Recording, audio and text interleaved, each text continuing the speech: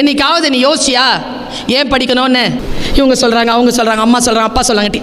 நீ படித்தா என்ன நடக்கும்ன்றத சொல்கிறேன். மதுரையில் ஆயுள் தண்டனை கைதிகளுக்கு ஒரு மோட்டிவேஷன் ப்ரோக்ராம் பண்ணணுன்ட்டு என்னை கூப்பிட்டு மோட்டிவேஷனுக்கு மதுரைக்கு கூப்பிடுறாங்க. வந்து ப்ரோக்ராம் ஆரம்பிக்கும் பொழுதே மணி 6:45, 7:40 நான் கிளம்பி ஆகணும். ஏன்னா 8:30 மணிக்கு எனக்கு ஃப்ளைட். வெளியில் வரணும். அன்றைக்கி தெற்கு மாட வீதியில் விழா.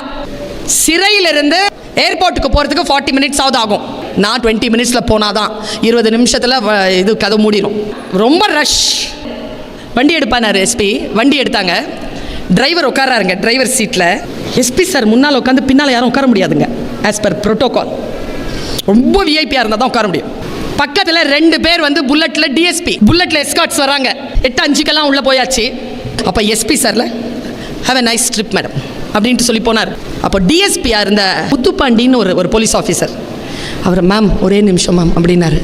சார் இந்த காட்சி இல்லை மேடம், இதை நான் என் மகளுக்கு சொல்ல போகிறேன் மேடம். என்னது சார்ண்ணா? நீங்கள் யார் மேடம்? உங்களுக்காக கெஜ்ரிவால் சார் நிற்கிறாரு, உங்களுக்காக எங்கள் எஸ்பி சார் வந்து முன்னால் சீட்டில் உட்காந்துட்டு வராரு, உங்களை கூட்டிகிட்டு வந்து மரியாதையாக நாங்கள் வந்து ஒரு இடத்துல கொடுக்குறோம். எங்கள் துறையில் ஹையர் போஸ்ட்டில் இருக்கிறவங்க உங்களுக்காக நின்று இவ்வளோ பணியாற்றி இருக்கிறாங்க. நீங்கள் யாருன்னு யோசிச்சு பார்த்தேன் மேடம். நீங்கள் யாருமே இல்லை மேடம். உங்களுக்காக இல்லை மேடம் இந்த மரியாதை. நீங்கள் படித்த படிப்புக்கு தான் மேடம் இந்த மரியாதை. படிச்சிருங்க குழந்தைகளை. அங்கே மிஸ் பண்ணிட்டேன்னு வச்சுக்கேன். நீ என்ன மிஸ் பண்ணுறனே தெரியாத விஷயங்களை மிஸ் பண்ணுவேன். நீ இன்னைக்கு இருக்கிற மாதிரி நாளைக்கு இருக்காத. நாளைக்கு வளர்ந்து காட்டு. இது போதும்னு நிற்காத. அடுத்தது என்னன்னு யோசி.